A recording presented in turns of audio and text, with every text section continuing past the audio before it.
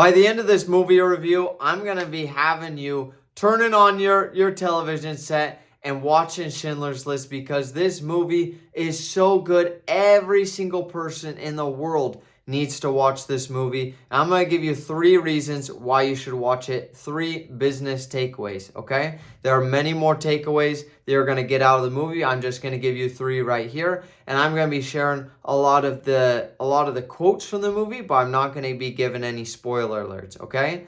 So first of all, basically an intro to this movie. What's it about? From the cover, it looks like it's a horror movie. It's not. It's a true story about a German businessman in the 1940s, under 1940s Germany, right? Nazi regime, who basically sees and puts money above freedom.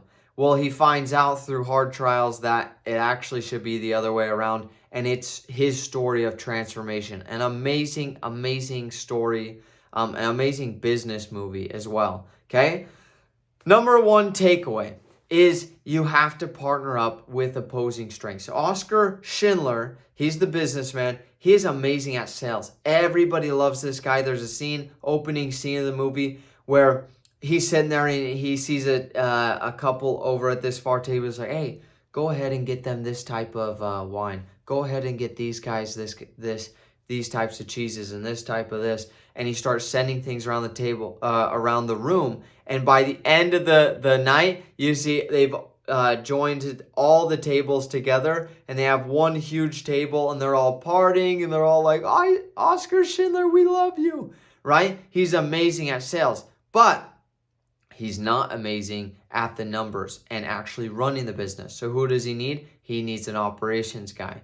Well, he tells this guy, he partners up with this guy, Itzhak Stern, who's a Jew, and he says to Itzhak, my father was fond of saying you need 3 things in life: a good doctor, a forgiving priest, and a clever accountant, right? Isn't that interesting? And he says the first 2 I've never had much use for, but I do need a clever accountant, right?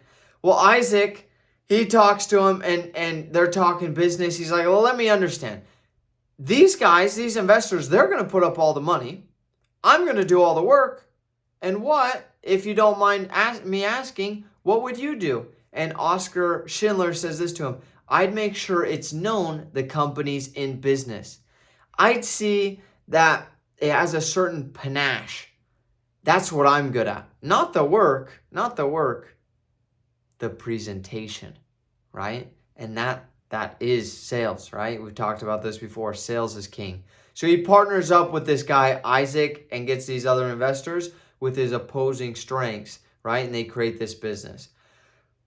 Lesson number 2 is that dictatorships make business almost impossible. There's a scene. I'm going to share a couple of scenes with you. Again, no spoiler alerts, but a couple of different scenes. He's at the train station. They're about to haul away a bunch of his Jewish workers to a concentration camp, right? And he's there. He's like, stop the train. He's like, sorry, these guys are on the list. We have to take them. And he's like, no, those are my workers. You can't take. He's like, sorry, I got them right here. He's like, okay, what's your name? And the guy's like, Jeremy or whatever the guy's name is. He's like, okay, J-E-R, writes his name down. And he says to this guy, he says, gentlemen, thank you so much. Because there are a couple of them. Gentlemen, thank you so much. I think I can guarantee you'll both be in southern Russia before the end of the month. Good day. And they're like, what? Southern Russia? We don't want to go to Siberia. They're like, stop the train, right? He was able to hold something over their head. That's how it works in dictatorships, is that whoever is the top dog wins. That's not how it works in capitalism. You don't hold other things over people's head. You don't hold the government and threatening people that they're going to go to jail in their head. That's not how capitalism works. And I know that goes on today. That's because the government gets involved and acts as a player versus a referee. But in dictatorships, that's how it works all the time. You have to hold things over people's heads.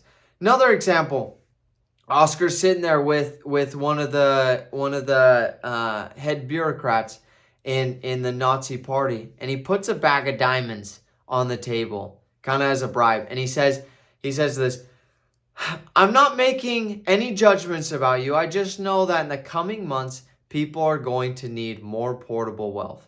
And this guy says to him, I could have you arrested for doing this. And he tells him, and Oskar says to him, he says, I'm protected by very powerful friends, right? So he's like, I can have you arrested. He's like, I'm protected by very powerful friends. You should know that. And then the bureaucrat says to him, I do not say that I'm accepting them. All I say is I'm not comfortable with them being on the table. And he takes them off the table and puts them in his pocket. What kind of crazy world are you living in where you have to lie? There weren't even tape recorders back then, or at least I don't think that they were in the room. Maybe they were, but he's just lying straight to his face. I'm not saying that I'm accepting them. I just don't feel comfortable with them being on the table. It's who has more power, accepting bribes, all that kind of stuff. Another example is Itzhak, right? The operations guy. He tells Oskar Schindler, he says the standard SS rate. So right, the SS is the Nazi police. The standard SS rate for skilled Jewish workers is 7 marks a day. Marks are their money, right? 5 for unskilled and women. This is what you pay the rank economic office. Okay. The Jews themselves receive nothing. Oskar says, wait, what about the SS? And Isaac says, that's the Jewish worker's salary. You pay it directly to the SS, not the worker. He gets nothing, right? They're slaves, and so you're paying the economic office, you're paying the government on behalf of the slaves, but obviously the slaves don't get anything. That's how it works in dictatorships. You're having to bribe people. The slaves don't get anything. It's all going to the government.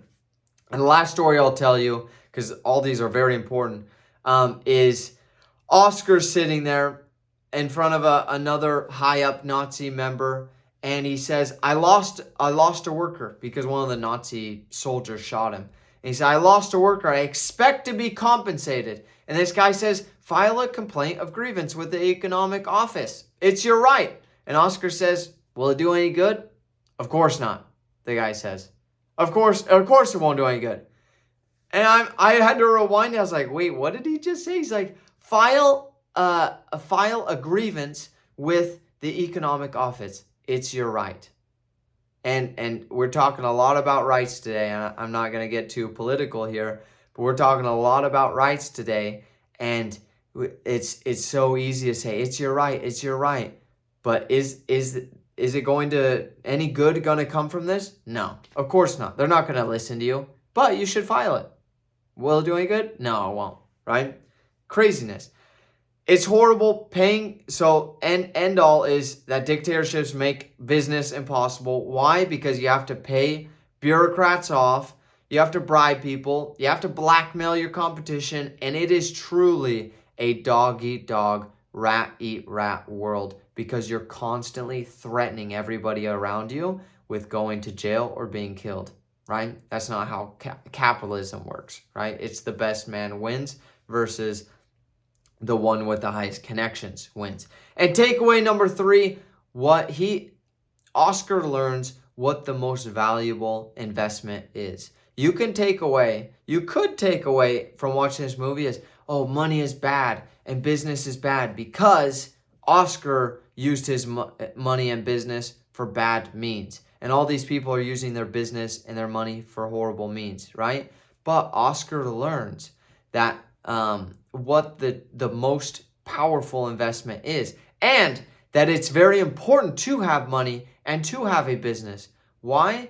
Because he was able, I'm not going to share any spoiler alerts, but he uses his money to very good means and learns what the most important investment is. It's not actually back into his business, but he learns about that. And one of the survivors says that Oskar was sent by God to take care of us.